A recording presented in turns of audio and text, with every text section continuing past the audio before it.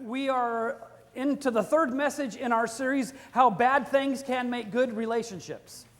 First, we talked about how anger can be helpful for relationships because anger is like a red flag that is waving to tell us that there's something wrong. And if we can stop and take a minute and take a look and discover the emotion below the anger that is the real source of the problem, and then we can take a risk and share with the people we love that real emotion, then we can begin to solve problems in relationships. And then we talked about how it can help to be unforgiving in relationships. We talked about how you've been lied to by pastors for decades who told you that you just had to forgive everyone no matter what.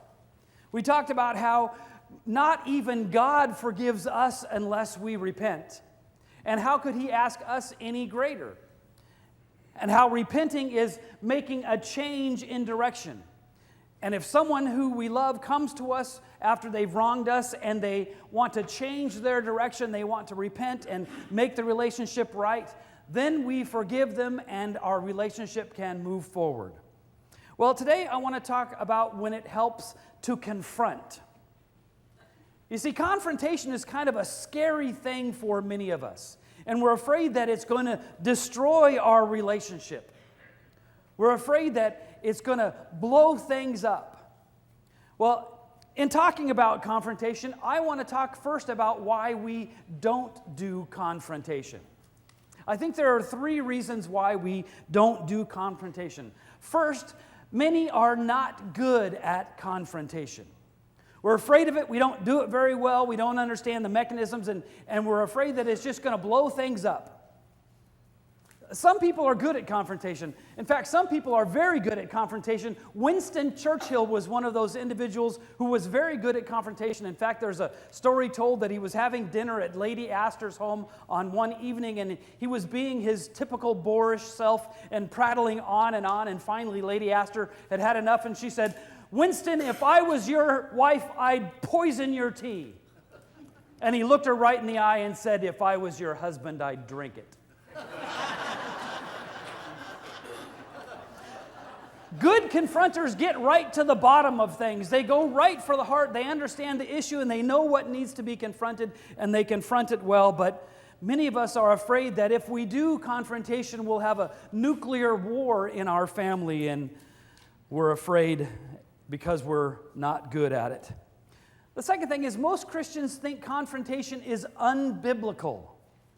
Wasn't Jesus against confrontation? Didn't He tell us if someone slaps us on the right cheek to turn the other cheek? Well, I don't think Jesus was talking about avoiding confrontation. I think what Jesus was talking about was being patient, about not escalating the violence. Because if you walk up and slap me on the cheek and I slap you back, the next thing you know is we got a big, huge fight. I think Jesus was warning us not to escalate the fight, not to lash out in anger. But lashing out in anger is not confrontation. You say, well, wait a minute. In Matthew 7, Jesus he says, don't judge. How can we have a confrontation and not be judgmental? Well, I don't think Jesus was talking about suspending our moral judgment. I think what He was talking about was being more gracious. If we look closely, this Matthew 18 passage can begin to make sense. Jesus says, if someone sins against you, go and point it out. Go privately, just between the two of you. He says, don't gossip about it, because gossip never solved a single problem. If I have a problem with you, the last thing I should do is go and tell them.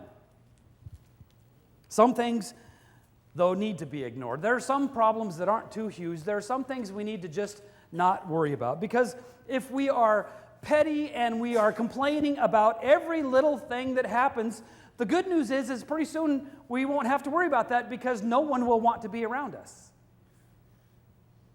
Some things, though, do need to be confronted. There are some issues that must be faced head on. Even the church needs to confront some things. Do you know that in America, 2 out of every 5 children are abused either physically, psychologically, or sexually? And what's even more tragic than that is the statistics are no different in Christian homes than they are in non-Christian homes. We have a lot of Christian parents that are abusing their children, and the church needs to confront it. Jesus tells us to confront those who are abusive. It's important to show them where they're wrong, he says in Matthew 18. But many think it's unbiblical. Many are afraid of confrontation. And third, many are willing to pay the cost of peace at any price. We believe that being tolerant will help us. We believe that if we just put up with some things, it'll go away and we'll have peace in our relationships. But tolerating is not good and it's not healthy, because this peace is not a real peace. It's a counterfeit peace. It's destructive. And eventually things will explode. You see, there's a difference between peace and calm. A lot of times we like to just have calm in our homes. But as someone who grew up in California, I can tell you that if you live on the fault line, just because it's been calm for a while does not mean it's always going to be peaceful. Those of you who have served in battle overseas understand the difference between peace and calm. We read it last week. Proverbs 29:11 says, "A wise man keeps himself under control." It does not say a wise man keeps his mouth shut. Well, if we're afraid to confront, and Keith, you're telling us we should confront, why should we confront? Why is it important that we confront those who are hurting us? Well, I think first because confrontation is a caring action. Confrontation is a caring action. If I don't care about our relationship and you hurt me, it's no big deal. I'll just avoid you. Avoiding you is real easy. If I don't give a flying rip about you, I just won't be in relationship with you. But if I'm in relationship with you and I care about you, then I want our relationship to grow and thrive. You see, confrontation is a caring action. I have a buddy who's a marriage and family counselor, and he doesn't call it confrontation. He calls it carefrontation. He says that when we share with one another the things that are hurting us, it's because we care and we want our relationships to grow. We should confront because confrontation is a caring action, and secondly, God calls us to confront. God doesn't want us to have stress in our relationships. In that Matthew 18 passage, Jesus says, if your brother sins against you, go and tell him his fault. In the Greek, the word go is in the form of a command. We are commanded to go and point out the sin of others against us. For most of us, though, believing and practicing are two different things. Most of us avoid confrontation in our homes and in our work and in our relationships. Well, I think it's important that we understand that confrontation is a good thing because there are some benefits of confrontation. First, confrontation protects our dignity. By confronting someone who has hurt us, we protect our dignity. If I let you treat me however you want, pretty soon you're not going to respect me. If I let you beat up on me and call me names and do all kinds of mean things to me, pretty soon you will have no respect for me at all. It's important that we have dignity and respect in our relationships, and the way that we have dignity, the way that we stand up for ourselves is to confront it when others hurt us. Gandhi said, "No one can disrespect you without your consent. They cannot take away our self-respect if we do not give it to them." Confronting those who hurt us maintains our dignity. You see, the problem is that Christians confuse forgiveness and tolerance. We talked about this last week. Forgiveness is excusing an offense and letting go of anger and resentment when the offender has repented or changed his actions and come and asks us forgiveness. But tolerating is enduring or ignoring a continuing offense by another. Tolerating is ignoring a loved one's abuse of alcohol or drugs. Tolerating is allowing the other parent in the home to abuse the children and not doing anything about it. Tolerating is allowing a friend to publicly ridicule us and never confronting them with their actions. God calls us to forgive, but not to tolerate. We need to draw and maintain boundaries in our relationships because it protects our dignity. We need to forgive those who violate those boundaries, but only when they repent and change their ways and ask us for forgiveness. When you confront someone who is abusive, you're standing behind God's command and saying, I have the right not to be treated this way. I am a child of the King. And I love you enough to tell you that. Confrontation protects our dignity, and second, confrontation demonstrates our love. Psychologists say that the main thing that destroys marriages these days is a lack of courage. It doesn't have anything to do with infidelity or money or all these other excuses. It has to do with a lack of courage. We don't have the courage to confront the problems that face us. We're afraid of saying what hurts us for fear of peace in our relationships.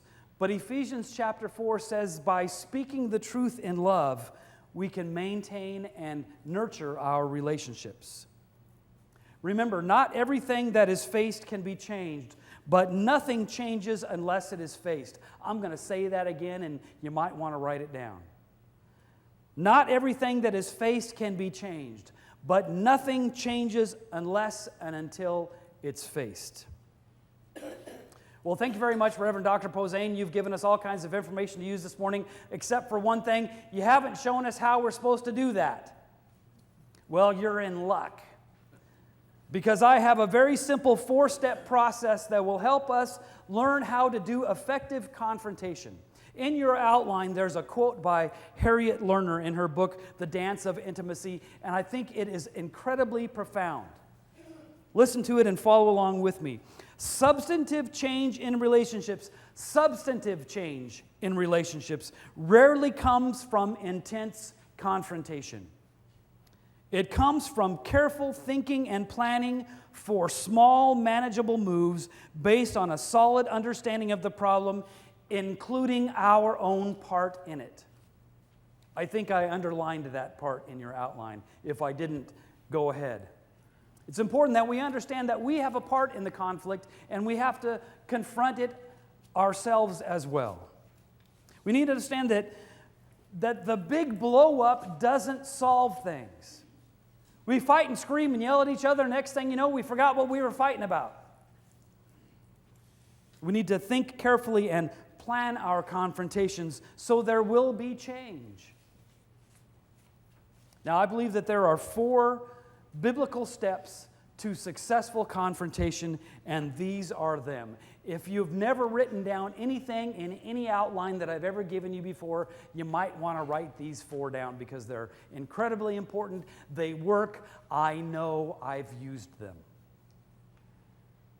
The first step in confrontation that's successful is clarify the issue. Clarify the issue. Know what it is that you're upset about. Don't have a list of 47 things. Don't come up to your husband or your wife after church and say, Pastor Posehn said we're supposed to confront, and I have a few things I want to talk to you about. Find the thing that's the most pressing or the most important, and be specific and clear about the issue. Clarify the issue. Second, seek to solve problems. Don't just dump your anger. Don't be like a terrorist and run into the room, drop a bomb, and run out. Seek to solve problems. Before you even begin the confrontation, have some solutions in mind. Walk into the room prepared with some solutions for the problems. You know, there's one thing that I absolutely cannot stand. It's about 5 minutes before worship on Sunday morning when someone comes up to me and says, Reverend Posehn, can I just be honest with you? And I want to say, no, lie to me. I have enough truth in my life. You see, the problem is if you come to me with a problem 5 minutes before worship, there's no way I'm going to be able to solve it. Because step 3 is we need to find the right place and time. We need to find the right place and time. This afternoon during the playoff at the golf tournament is not the right time. Tomorrow morning when your spouse is getting ready for the appointment that they have to go and they're doing their hair, it's not the right time. You know, when Tracy and I had two little boys that were under 4 years old, we had no time to spend together. So we made a deal with Grandma and Grandpa. We decided we would allow them to have the boys on Thursday evenings.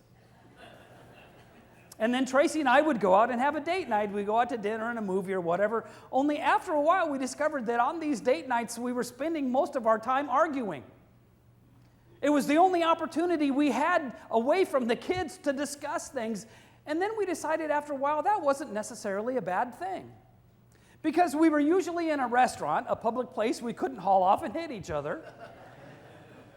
But it was a specific time that we had set aside to deal with issues. Now, we didn't fight every Thursday night, but usually if we had a problem, that's when we dealt with it.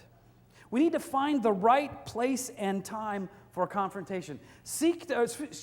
Clarify the issue. Seek to solve problems. Find the right place and time. Schedule your fights. It works much better. And finally, be specific about wants and needs. Know going in ahead of time what it is that you want to accomplish in this confrontation. Give the person you're confronting a clear understanding of your desires for the relationship. Know going into the confrontation what you want to get out of it. A few years back when I first did this sermon series at a church in California, a young woman, the Monday after the Sunday that I did this sermon, came into my office and she said, look, I want to do this confrontation right. I've got a problem, so I want to talk with you about it before we deal with this issue.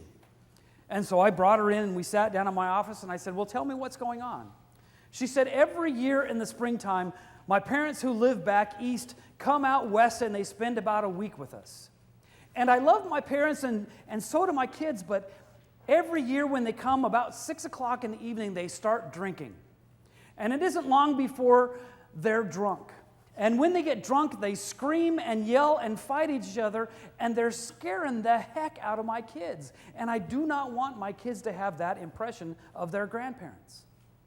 So we sat down and we talked through the 4 steps, and she's decided she would go ahead and give it a try. And a couple of weeks later, she came back after her parents had visited with a big smile on her face, and she said, it worked out well. And I said, well, tell me what you did.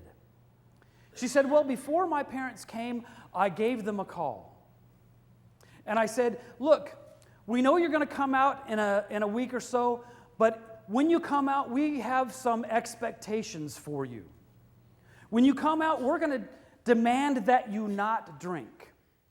Because when you drink, you get angry with one another, and when you get angry with each other, you fight and yell, and you're scaring my children. So we're going to ask you when you come here not to drink, and if you do drink, we're going to ask you to leave. Because I want my children to have a positive experience with their grandparents.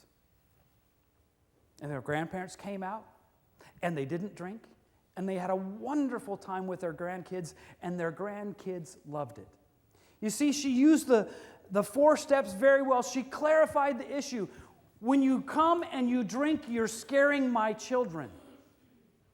She sought to solve problems. We want you to not drink because we don't want you to scare my children. She found the right place and time. She called ahead of time. She didn't tell them when they got there, and she certainly didn't tell them after they were already drunk and fighting.